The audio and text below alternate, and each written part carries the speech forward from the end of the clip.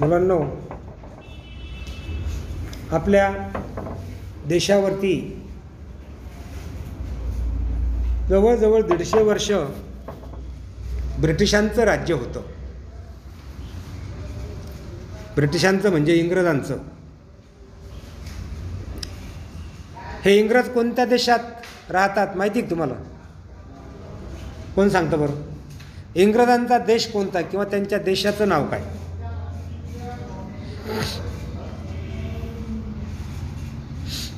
फार सोपं उत्तर आहे प्रश्नाचं.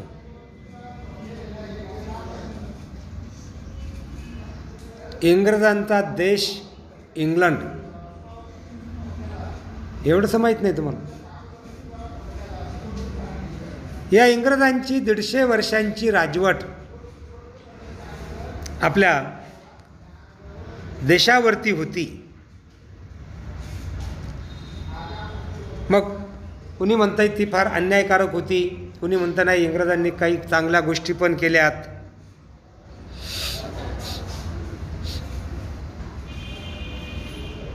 चांगल्या गोष्टी पण केल्यात, बरोबर आहे. देशाला त्यांनी लुटलं सुद्धा. पण त्याचबरोबर या देशातल्या ज्या काही वाईट प्रथा होत्या, पद्धती होत्या, त्यांना प्रतिबंध करण्यामध्ये देखील इंग्रजांचा चांगला हातभार होता. अनेक अंधश्रद्धांना त्यांनी भारतीय समाज सुधारकांच्या साथीनं दूर करण्याचा प्रयत्न केला. त्या काळातील किंवा त्यानंतरच्या आधीचे आपल्या देशामध्ये जे जे कोणी समाज सुधारक होऊन गेले, त्यांनी समाजामध्ये सुधारणा करत असताना महिलांना योग्य तो न्याय मिळाला पाहिजे, सन्मानाची वागणूक मिळाली पाहिजे, यासाठी कार्य केलं. आणि अशाच समाज सुधारकांपैकी कर्ते सुधारक कर्वे अर्थात भारतरत्न महर्षी धोंडो केशव कर्वे यांच्या कार्याचा आज आपल्याला आजच्या पाठातून विचार करायचा आहे. पाठाचे नाव आहे कर्ते सुधारक कर्वे. लेखक आहेत डॉक्टर गिरीश गोपाळ देशपांडे. प्रसिद्ध कवी आणि लेखक. एप्सिलॉन ये सखे ये, स्वातंत्र्याचे मृत्यूपत्र हे कविता संग्रह, राजा शहाजी ही महाकादंबरी, शिवछत्रपती ही पटकथात्मक कादंबरी, अरण्यकांड, प्रचारक, पंचम स्तंभ, जन्मभूमी, पाताळयंत्र इत्यादी कादंबऱ्या, शून्यपूर्ण हा एकांकिका संग्रह असे चौफेर लेखन प्रकाशित. महाराष्ट्राबरोबर बडोदा येथील प्रादेशिक साहित्य संमेलनाचे तसेच वणी येथील 66व्या विदर्भ साहित्य संमेलनाचे अध्यक्ष. महर्षी कर्वे यांचे नाव समाजसेवक म्हणून चिरस्मरणीय आहे. कर्वे यांनी आपली सर्व कार्यशक्ती स्त्री शिक्षणावर केंद्रित केली. महिला विद्यापीठ ही कल्पना मूर्त रूपात साकार केली. समाजासाठी केलेल्या एकूण महान कार्यासाठी महर्षी धोंडो केशव कर्वे यांना 1958 साली भारतरत्न हा सर्वोच्च नागरी पुरस्कार देऊन भारत सरकारने त्यांच्या कार्याचा गौरव केला. प्रस्तुत पाठात लेखकाने महर्षी कर्वे यांच्या व्यक्तिमत्वाचा आणि कार्याचा परिचय करून दिला आहे. महर्षी धोंडो केशव कर्वे ऋषितुल्य असं या देशातलं हे व्यक्तिमत्व, म्हणून कदाचित त्यांना महर्षी असं म्हटलेलं असावं. पूर्वीच्या काळी जे कोणी महान ऋषी मुनी होऊन गेले, त्यांनी समाजासाठी महान कार्य केलं. महर्षी कर्वे यांनी देखील समाजासाठी मोलाचं आणि महान कार्य केलं. बघूया. रेडिओवर रात्रीच्या बातम्यांत आले होते की भारतरत्न महर्षी धोंडो केशव कर्वे यांचे वयाच्या 105व्या वर्षी निधन झाले. माझ्या आजोबांचे डोळे टिचले. कळत्या वयात जाणू लागले की नातेवाईक नसलेले गृहस्थ 105व्या वर्षी जाऊनसुद्धा त्यांच्यासाठी डोळे भरून येत असतील तर त्यांचे कार्य खूपच मोठे असले पाहिजे.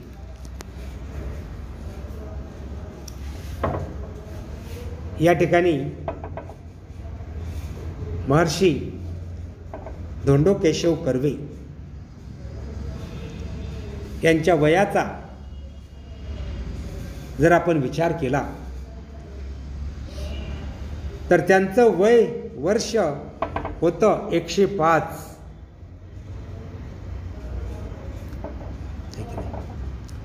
105व्या वर्षी या महामानवाचं महापुरुषाचं निधन झालं. निधन, मृत्यू.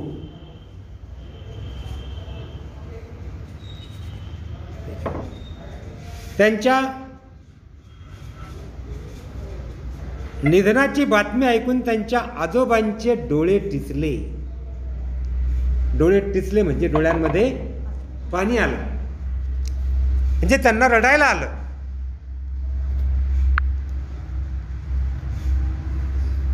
म्हणजे या ठिकाणी नातेवाईक नसलेला गृहस्थ 105 वर्ष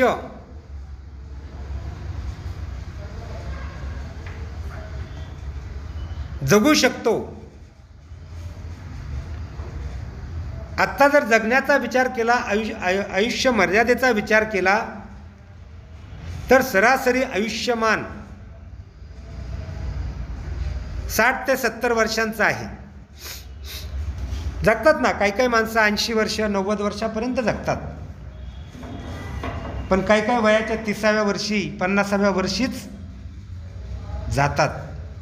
मग सरासरी काढली तर 70 ते 80 वर्षाच्या पुढे शक्यतो कुणी आता जगत नाही. मग पूर्वी ही माणसं, ही सद्गृहस्थ 105 वर्ष जगायची. रेडिओवरती बातमी आली की भारतरत्न महर्षी धोंडो केशव कर्वे यांचं वयाच्या 105व्या वर्षी निधन. कुणाच्याही बातम्या येत नाही रेडिओवर अशा, ज्यांचं कार्य मोठं आहे, चांगलं आहे, समाजासाठी आहे, अशांच्याच येतात. असो, महर्षी धोंडो केशव कर्वे यांचं कार्य महान होतं. त्यांना आयुष्य निसर्गानं, नियतीनं, देवानं त्यांना आयुष्यसुद्धा मोठं दिलं. या मोठ्या आयुष्यामध्ये त्यांनी कामसुद्धा मोठं केलं, समाजासाठी केलं. स्वातंत्र्य समराच्या ऐन धुमाळीच्या काळात म्हणजे 18 एप्रिल 1858 रोजी महर्षी कर्वे यांचा जन्म झाला. नंतर 15 ऑगस्ट 1947 रोजी राष्ट्रीय स्वातंत्र्यही त्यांच्या डोळ्यांदेखत कमावले गेले. पण स्वातंत्र्य केवळ राष्ट्रीय मिळून भागत नाही, स्वातंत्र्य संपूर्णच हवे असते, हे त्यांना आधीपासून जाणवत होते. या देशातली श्री गुलामाही राष्ट्रीय स्वातंत्र्य कमावल्यावर सुद्धा ती गुलामच राहील हे त्यांना दिसत होते. तिला स्वतंत्र व्हायचे असेल तर तिला भान यावयास हवे की आपण गुलाम आहोत आणि हे भान शिक्षणाशिवाय येऊ शकत नाही. मात्र खुद्द भारतीय स्त्रीवर संस्कारच असे होते की ती आपल्या गुलामीला दागिना मानित असे. स्वातंत्र्य समराची ऐन धुमाळी म्हणजे तो काळ,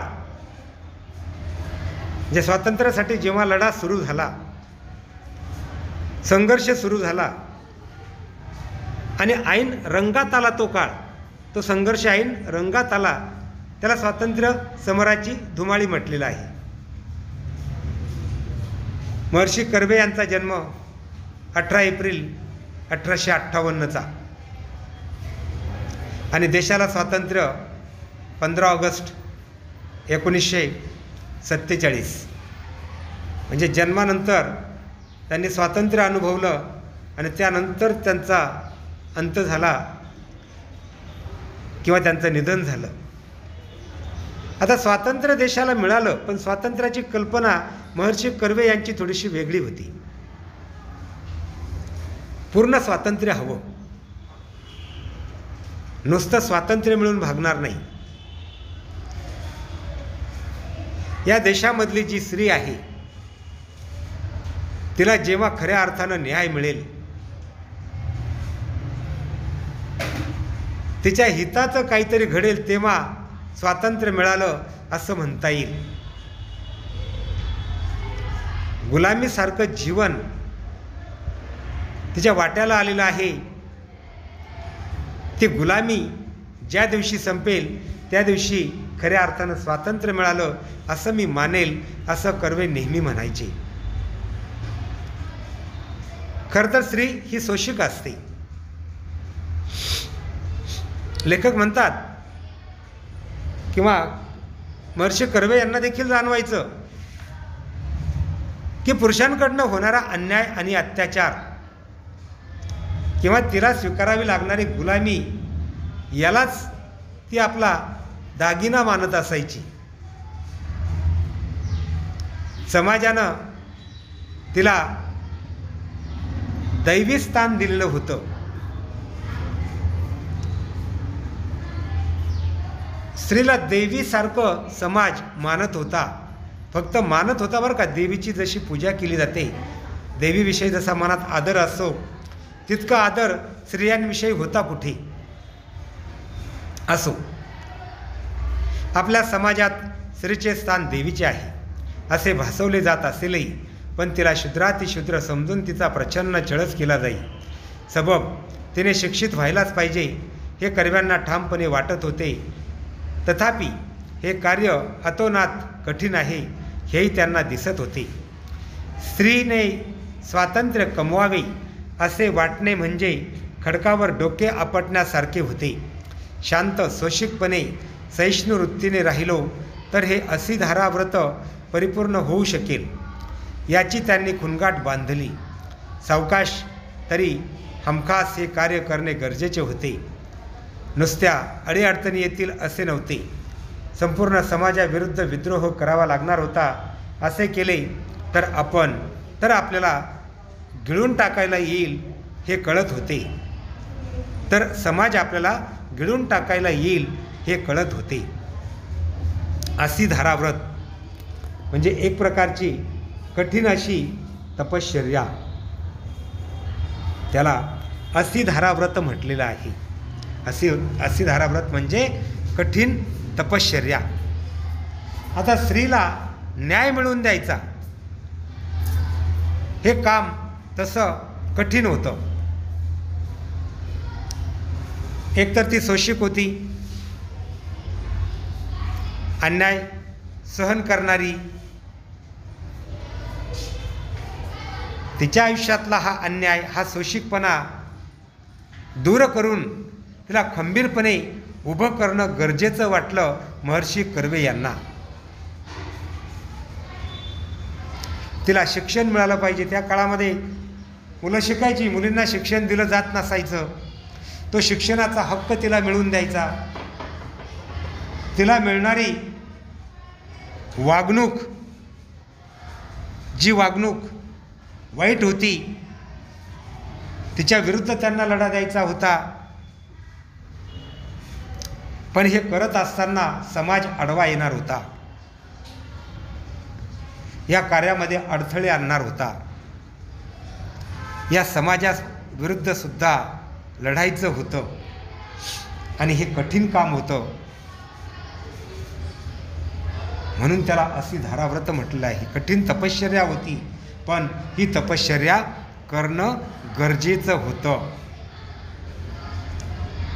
हा समाज हे कार्य करत असताना आपल्या मुळावर उठेल, आपल्याला झळ पोहोचवेल याची देखील त्यांना जाणीव होती. पंडिता रमाबाई यांचे जीवनचरित्र आणि ईश्वरचंद्र विद्यासागर यांचे जीवनकार्य यांतून महर्षी कर्वे यांना हुरूप मिळाला. ईश्वरचंद्रांनी पोथ्यांचा पिट्ट्या पाडून विधवा विवाह होऊ शकतो हे दाखवून दिले. स्वतः विधवेशी विवाह करून कर्व्यांनी त्याचा वस्तुपाठ घालून दिला. सुरुवात त्यांनी स्वतःपासून केली, म्हणून त्यांना बोलायची कोणास सोय उरली नाही. प्राध्यापक धोंडो केशव कर्वे हे कॉलेजात गणित शिकवत. विद्वत्तेचा ते महामेरू होते, त्यामुळे त्यांच्याशी वाद घालायला कोणी धजले नाही. केवळ सत्पुरुषांचा छळ करावा एवढेच ऐतिहासिक कार्य तेव्हाच्या अज्ञ समाजाने केले. या समाजाबद्दल महर्षी अण्णासाहेब कर्वे अर्थातच क्षमाशील होते.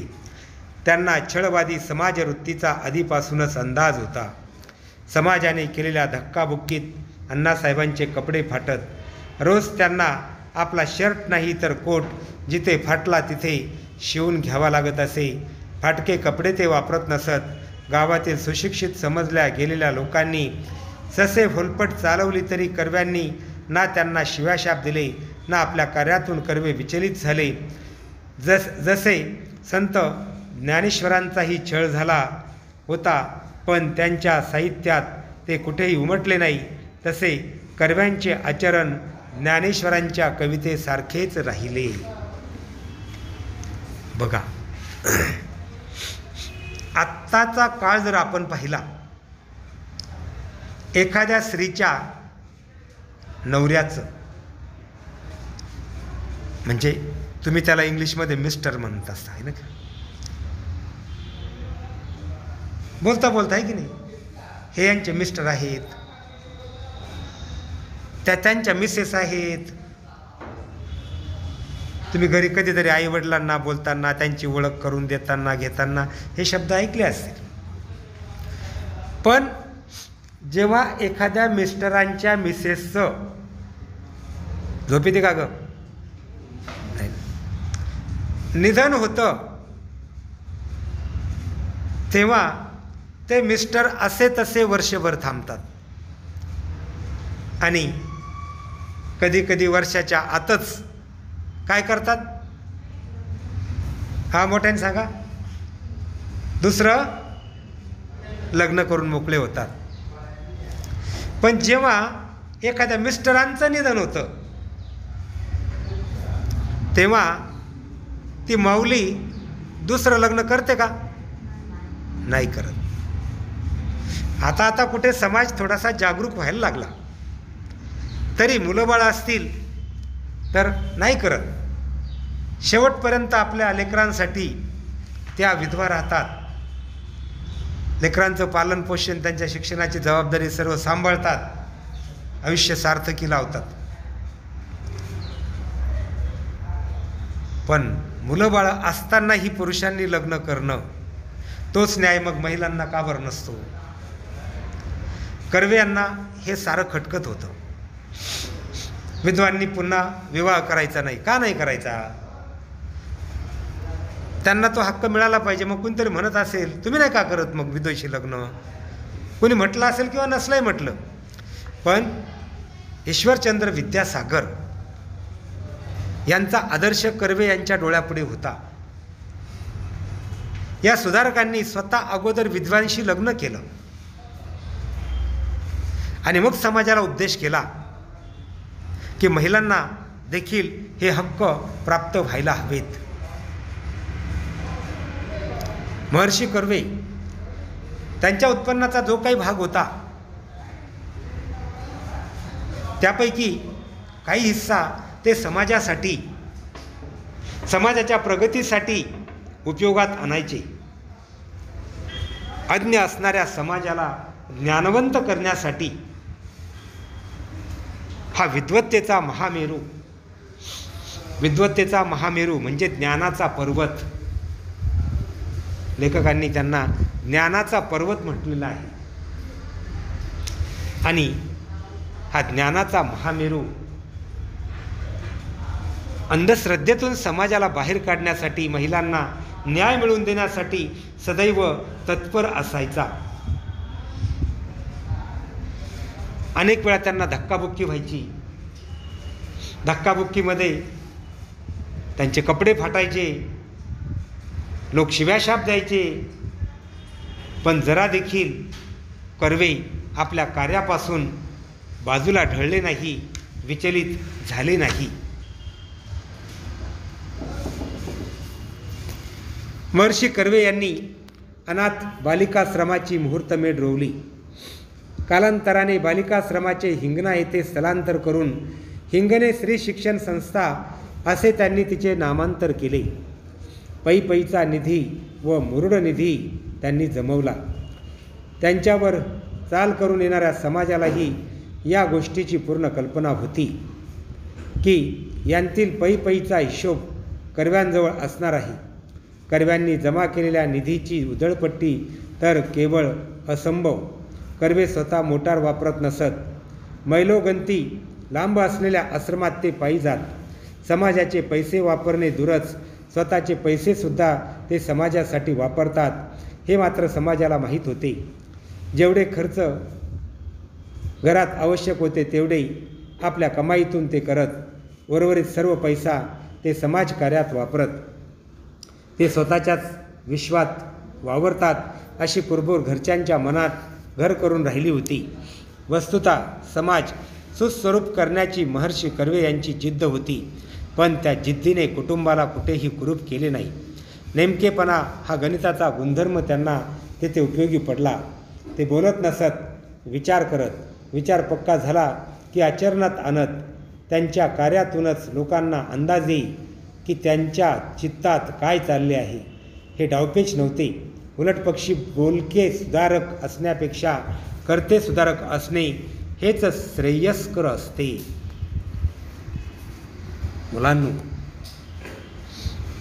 मुलींनो, अनाथ बालिकाश्रम या नावाची खास महिलांसाठी मुलींसाठी एक संस्था त्यांनी उभी केली. लोकांकडनं जितनं शक्य होईल तिथनं त्यांनी निधी पैसा करून निधी जमवला. पुढे या शिक्षण संस्थेचं हिंगणे स्त्री शिक्षण संस्था असं नामकरण झालं. आता त्यांच्या विरोधकांना असं वाटायचं की कर्वे या संस्थेमध्ये काहीतरी भ्रष्टाचार करणार, पैशांचा हिशोब व्यवस्थित ठेवणार नाहीत. मग आपण त्यांना त्या ठिकाणी पकडूया, त्यांना विरोध करूया. पण कर्वे यांच्याकडनं दर्शन घडलं ते फक्त प्रामाणिकपणाचं. दूर दूर असणाऱ्या आश्रमांपर्यंत त्यांनी संस्थेच्या वतीनं कधीही मोटार वापरली नाही. नाहीतर आपण बघतो आज अनेक साखर कारखान्यांकडे मोटारी असतात अधिकाऱ्यांसाठी. मुंबईला जायचं मोटारीनं जायचं, नगरला जायचं मोटारीनं जायचं, पुण्याला जायचं मोटारीनं जायचं. अनेक सरकारी अधिकाऱ्यांकडे लाल दिव्याच्या गाड्या असतात, त्या गाड्यांमधनं त्यांचा प्रवास. कर्वे यांनी अशा प्रकारे संस्थेच्या पैशावर कधीही उधळपट्टी केली नाही. संस्थेच्या पैशानं त्यांनी कधीही प्रवास केला नाही. प्रसंगी ते पायी प्रवास करायचे, पण संस्थेचा पैसा त्यांनी अशा कामांसाठी कधीही खर्च केला नाही. स्वतः झिजले, पण संस्थेला वाचवण्याचं काम केलं त्यांनी समाजासाठी. स्वतःच्या घरामध्ये जेवढा अपेक्षित खर्च आहे महिन्याचा तेवढेच पैसे ठेवायचे आणि बाकीचे पैसे समाजासाठी खर्च करायचे. इतका उदारपणा, इतका उदात्तपणा कुणाकडे असेल सांगा ना. एकच जिद्द होती की समाजाला सुधारायचं, समाजाला सुस्वरूप करायचं. नेमकेपणानं समाजातल्या दोषांवरती बोट ठेवायचं. आणि त्यामुळे लोकांना सुद्धा कळायला लागलं की हा फक्त बोलका सुधारक नाही, हा कर्ता सुधारक आहे. आधी केले मग सांगितले या म्हणीप्रमाणे वागणारा हा सज्जन गृहस्थ आहे. विरोधक विरोध करत राहिले, पण ज्यांना त्यांचं कार्य पटलं, रुचलं, त्यांनी त्यांच्या कार्यामध्ये साथ देखील दिली त्यांना. महर्षी कर्वे यांमध्ये स्थितप्रज्ञाची लक्षणे होती.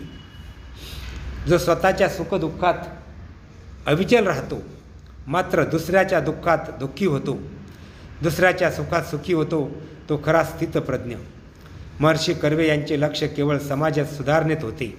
त्यांना कुणावर ऋण ठेवायचे नव्हते, तसेच त्यांना कुणाच्या ऋणातही राहायचे नव्हते. कर्व्यांना कुठे जेवावे लागले तर ते पैसे काढून ताटाशेजारी ठेवून उठत. आपल्यावर पैसे कोणाला खर्च करू देत नसत. इतरांना सहसा न साधणारे कार्य करायचे होते. महर्षी कर्वे यांना स्थितप्रज्ञ म्हणजे आपल्या निश्चयावरती ठाम राहणारा, निश्चयापासून न ढळणारा, त्याला काय म्हटलं आहे? स्थितप्रज्ञ. आपली भूमिका आहे ना, त्या भूमिकेवरती ठाम राहणं, या वृत्तीला स्थितप्रज्ञता म्हणतात. किंवा असा वागणारा मनुष्य त्याला स्थितप्रज्ञ म्हणतात. महर्षी कर्वे स्थितप्रज्ञ होते. कोणी कितीही विरोध केला तरी हातामध्ये जे कार्य घेतलंय ना ते पुढे रेटायचंच, कुणाच्या विरोधाला घाबरायचं नाही. इतरांच्या दुःखामध्ये सहभागी व्हायचं, ते दुःख दूर करण्याचा प्रयत्न करायचा. सुखातही सोबत आणि दुःखातही सोबत.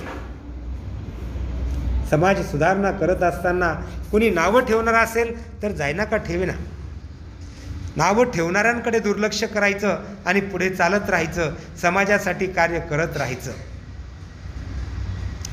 त्यांना कुणाच्या ऋणात राहायला आवडत नसायचं. त्यांच्यावरती ते शक्यतो कोणाला उपकार करू देत नसायचे. कुठे जर जेवण भेटलं तर जेवण झाल्यानंतर त्या ताटाच्या शेजारी ते पैसे ठेवायचे. मला फुकट नको, हा त्यांचा बाणा.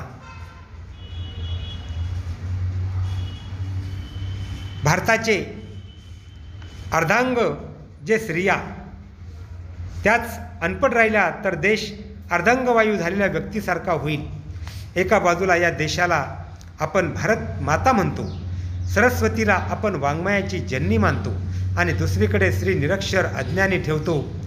हा चिड आणणारा विरोधाभास त्यांना घालवायचा होता. महर्षी धोंडो केशव कर्वे यांनी जपानच्या धर्तीवर इसवी सन 1916 साली भारतातले पहिले महिला विद्यापीठ 5 स्त्रियांना दाखल करून स्थापन केले.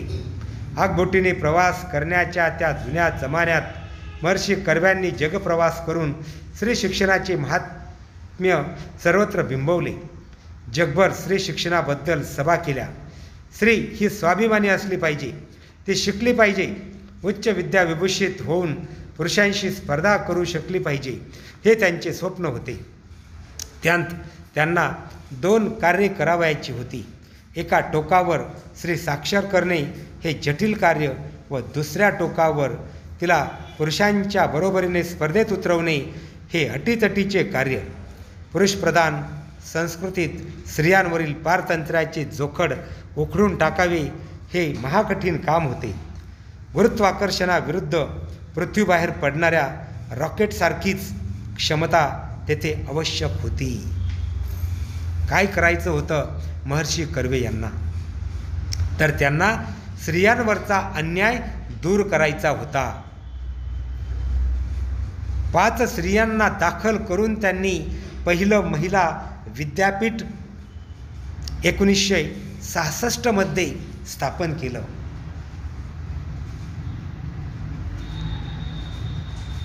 महर्षी कर्व्यांनी जगाचा प्रवास करून जगातल्या तमाम लोकांना स्त्रियांना शिकवणं किती गरजेचं आहे हे ठासून सांगितलं. आपल्या देशवासियांना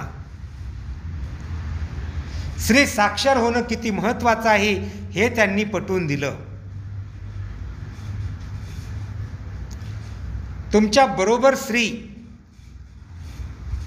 एखाद्या कार्यामध्ये उतरू शकते आणि ते कार्य यशस्वीपणे करू शकते हे देखील त्यांनी पटवून दिलं. स्त्रियांवरचं पारतंत्र्याचं जोखड, पुरुषी पारतंत्र्य, हे जोखड दूर करणं त्यांना गरजेचं वाटत होतं. आपल्या देशामध्ये म्हणतात की स्त्री ही अर्धांगिनी आहे. मग ती जर अर्धांगिनी आहे आपली, तर पुरुष मंडळी तिला किती मान सन्मान देतात. अनेक वेळा तिला अर्धांगवायू झाल्यासारखं वागवतात.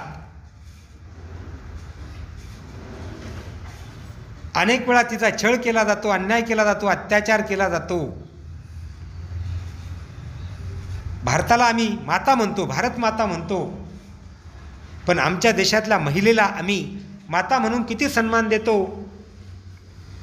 त्या काळामध्ये तो दिला जात नव्हता. आज परिस्थितीमध्ये सुधारणा झालेली आहे आणि ही सुधारणा महर्षी कर्वे यांच्यासारख्या सुधारकांच्या कार्यामुळे झालेली आहे. हे या ठिकाणी ध्यानात घेणं महत्त्वाचं आहे. रत्नागिरी जिल्ह्यातील खेड तालुक्यातल्या शेरावली या गावी जन्मलेला हा मुलगा जन्मताच महर्षी किंवा भारतरत्न म्हणून गणला गेला नाही. आपल्या जगत्या आयुष्यात हालापेष्टांची तमा न बाळगता एखादा मनुष्य केवढे अलौकिक कार्य करू शकतो त्याची मिसाल आहेत डॉक्टर धोंडो केशव कर्वे. लोकमानसाने त्यांना अभिमानाने महर्षी मानले. राजमानसाने 1958 साली भारतरत्न या सर्वोच्च नागरी पुरस्काराने डोक्यावर घेतले. एकदा विद्यापीठातल्या कर्व्यांच्या पुतळ्यामागे एक मुलगी रडत बसली होती.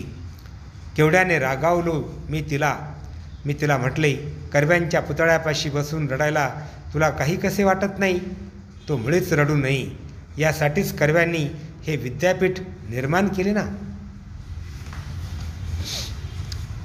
मुलींच्या डोळ्यातली आसवं पुसण्यासाठी महर्षी कर्वे यांनी शिक्षणाची द्वारं तिच्यासाठी उघडी केली. त्याच्यासाठी विद्यापीठांची स्थापना केली. हे कर्वे यांच्या पुतळ्याच्या जवळ किंवा पाठीमागे बसून रडणाऱ्या मुलीकडे बघून लेखकांनी तिला सांगितलं का बाई तू का रडते? अगं रडायचं नाही, लढायचं आहे. कर्व्यांच्या पुतळ्याजवळ तू बसलीस ना, त्यांनी शिक्षणाची द्वारं तुमच्यासाठी खुली केलीत. आता रडायचं नाही तर लढायचं आहे.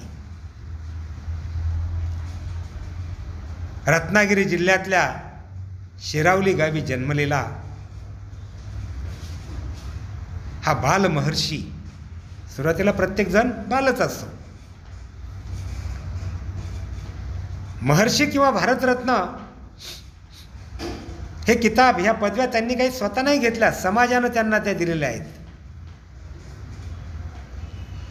आपल्या जगण्यामध्ये, आपल्या आयुष्यामध्ये हाल अपेष्टांची पर्वा न करता समाजासाठी जे कार्य केलं, अलौकिक कार्य केलं, त्या अलौकिक कार्यामुळेच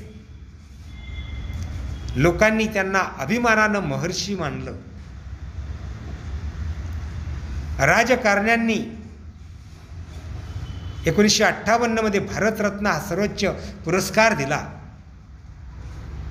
सर्वांनी त्यांना आपलं मानलं, कारण त्यांनी सर्व समाजाला आपलेपणानं जागवण्याचं कार्य केलेलं होतं.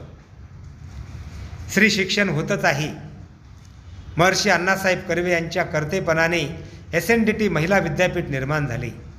महिला शिकतात, पण जोवर पुरुष खऱ्या अर्थाने शिक्षित होत नाही तोवर स्त्रियांवरले अत्याचार थांबतील असे वाटत नाही.